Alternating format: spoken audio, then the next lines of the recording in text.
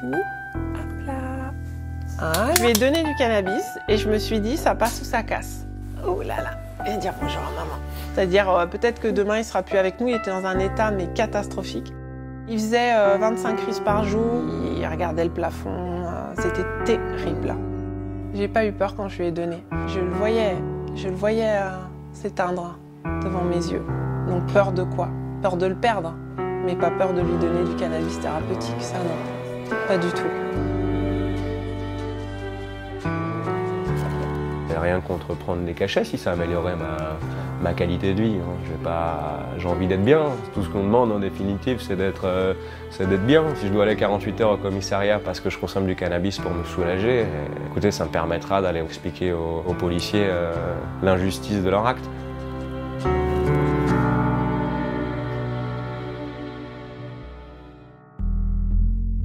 Ça fait 10 ans maintenant que j'ai une sclérose en plaques. Le cannabis, ça me permet de faire du sport avec moins de contraintes sur mes articulations, de limiter mes spasmes musculaires, mes douleurs, d'essayer de faire beaucoup d'exercices sur de la mobilité d'épaule, sur la mobilité articulaire. Pour moi, ma base, c'est le sport alimentation du cannabis. Et on m'a prescrit plusieurs traitements avec des anxiolytiques et en définitive, ça marchait pas quoi.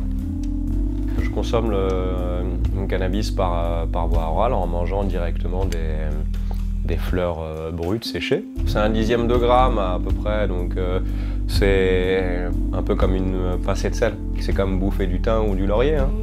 Tadeo, vas-y. C'est bon, c'est bon hein. Tadeo a le syndrome de Dravet, qui est une maladie rare. Cette maladie entraîne un certain nombre de retards et surtout une épilepsie pharmacorésistante. Donc à 5 mois, il est tombé dans le coma. Il s'en est sorti et à 8 mois, c'est là qu'ils nous ont annoncé le diagnostic génétique. Médicament après médicament, il n'y avait pas d'amélioration, il avait des crises tout le temps, il n'y en avait plus de vie familiale, je passais tout mon temps à l'hôpital. Et à un moment dans les couloirs, donc je ne vous dirai pas qui, mais un médecin m'a dit si c'était mon fils, j'essayerais tout, y compris le cannabis médical, parce que j'avais commencé à me renseigner un petit peu. C'était un peu le dernier recours et je me suis dit de toute façon, ça peut pas être pire.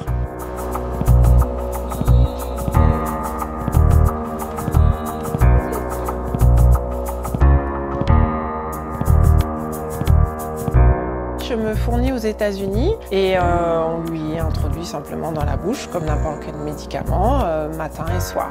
J'ai vu le changement et il y a eu un changement, un vrai changement. Il est passé à plusieurs crises par jour, à une crise par semaine et là on est à une crise tous les 15 jours. Il peut jouer avec ses frères et sœurs, il peut interagir, ils peuvent rigoler ensemble. Le matin je me lève et je suis heureuse qu'il soit vivant. C'est ça en fait. Attaque des bisous.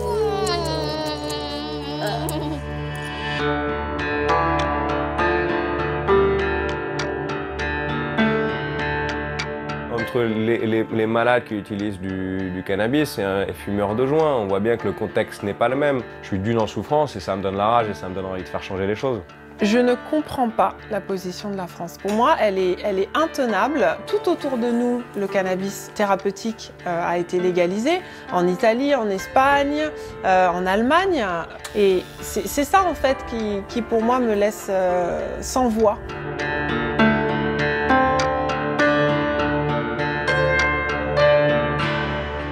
J'ai l'impression que tout le monde est d'accord, mais que rien ne bouge. C'est comme si, imaginez que vous vous cassez la jambe, et comme ça on passe à côté de vous, comme ça, tous les jours, avec votre jambe cassée, et on vous dit non mais vous inquiétez pas, on va faire le plâtre, on va faire le plâtre, on va faire le plâtre, on va faire le plâtre. Les patients aujourd'hui, ils en ont besoin le plus rapidement possible. En France, il faut absolument évoluer dans ce sens-là et arrêter de faire les vilains pas beaux qui consomment ce genre de produits, parce que c'est complètement faux.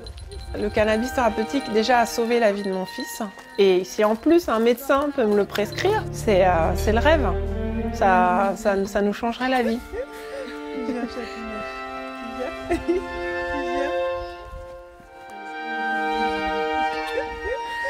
Viens, Chapinet.